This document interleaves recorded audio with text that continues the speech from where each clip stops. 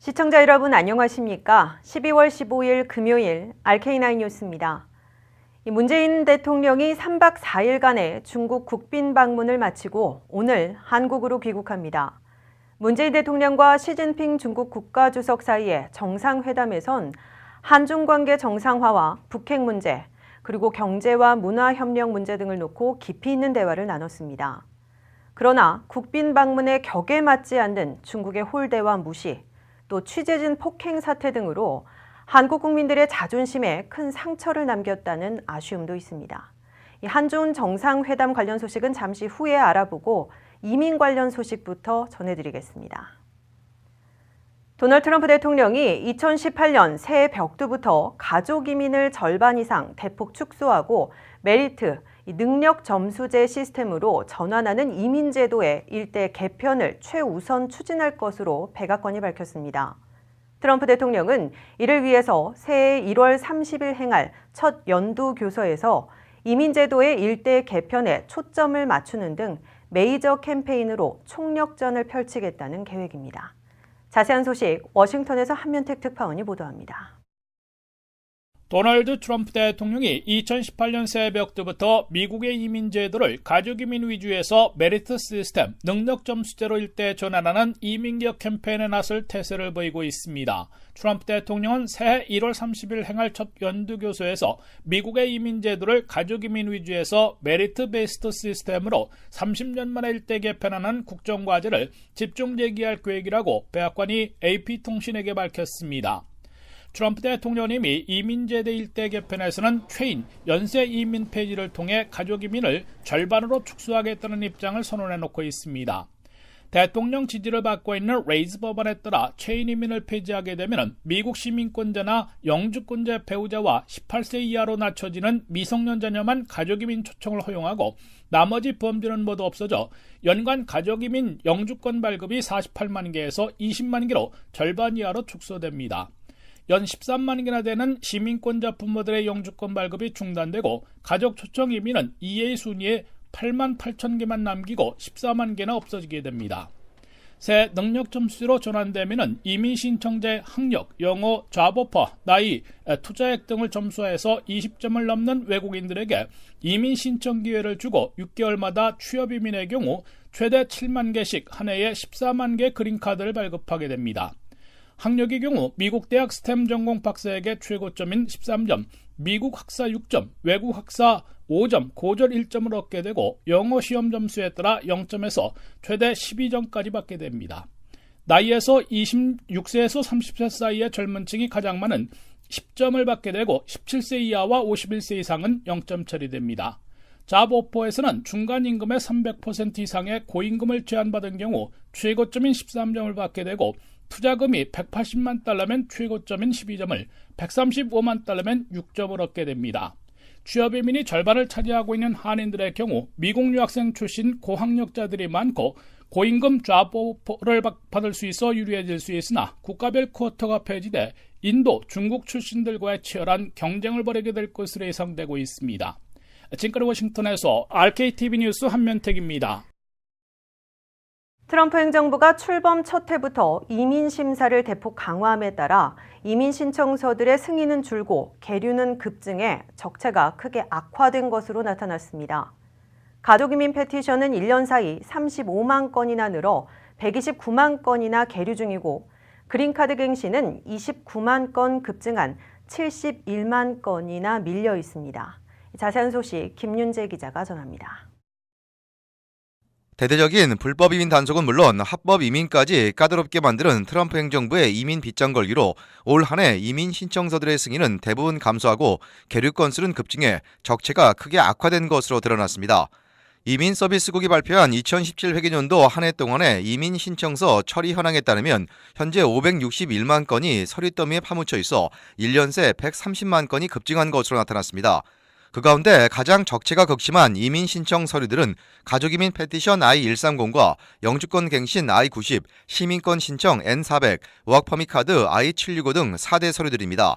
가장 많이 밀려있는 이민 신청 서류는 가족이민 페티션으로 2017 회계년도 말 현재 무려 128만 9천 건이나 계류돼 있습니다.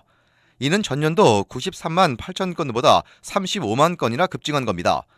가족이민 페티션은 올 한 해 승인도 지난해보다 15만 건이나 급감했습니다. 이어 트럼프 행정부의 반이민 정책으로 급증한 시민권 신청은 무려 72만 8천 건이나 밀려 있습니다. 이는 지난해 52만 건 계류에 비해 20만 건 이상 급증한 겁니다. 이어 영주권 카드 갱신이나 교체 신청은 1년 새 승인은 17만 5천 건이나 급감한 동시에 계류는 29만 건이나 급증해 현재도 71만 건이나 밀려 있습니다. 또한 워크퍼밋 신청서들은 64만 9,500건이나 계류돼 있어 전년보다 11만 건이 또 늘었습니다. 이와 함께 규모가 그보다는 적은 취업이민 페티션은 올 한 해 승인이 4천 건이나 줄어든 12만 6천 건을 기록했고 계류는 만 건이 증가한 5만 8,500건으로 나타나 그만큼 이민 심사가 강화됐음을 보여줬습니다. 마지막 단계에서 신청하는 영주권 신청서 I-48의 경우 취업이민 영주권은 전년보다 승인이 4천 건 늘어난 11만 4,500건을 기록했지만 계류는 2만 건이나 급증해 14만 9천 건으로 악화됐습니다. 가족이민 영주권은 승인이 27만 6천 건으로 2천 건 감소한 반면 계류는 31만 5천 건으로 6만 8천 건이나 급증했습니다. RKTV 뉴스 김윤재입니다. 다음 소식입니다. 시진핑 중국 국가주석과 정상회담을 통해 한중 관계 회복에 전기를 마련한 문재인 대통령이 중국 권력 서열 2, 3인자를 연달아 만났습니다. 문재인 대통령과 리커창 총리가 한중 양국의 경제 채널을 재가동하기로 합의하면서 양국 관계는 완전한 회복 국면을 맞은 것으로 평가됐습니다. 서울에서 이수정 특파원이 보도합니다. 방중 사흘째 문재인 대통령은 중국 경제를 총괄하는 리커창 총리를 면담했습니다.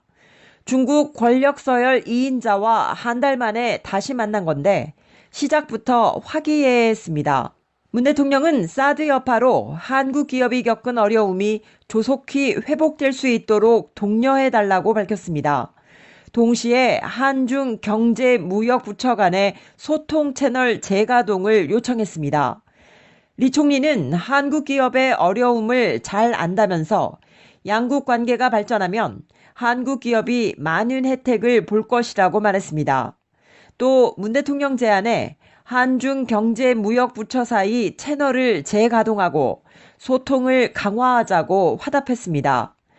리 총리는 또 평창 동계올림픽 기간에 많은 중국인이 한국을 방문할 것이며 문 대통령이 제안한 2018년과 2022년 양국 상호 방문의 해 지정도 진지한 검토를 약속했습니다.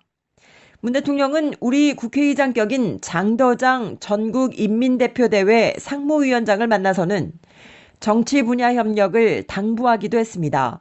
문 대통령은 2박 3일의 베이징 일정을 마치고 대한민국 임시정부 마지막 청사가 있는 중국 1대1로의 출발점인 서부도시 충칭으로 향했습니다. 서울에서 RKTV 뉴스 이수정입니다.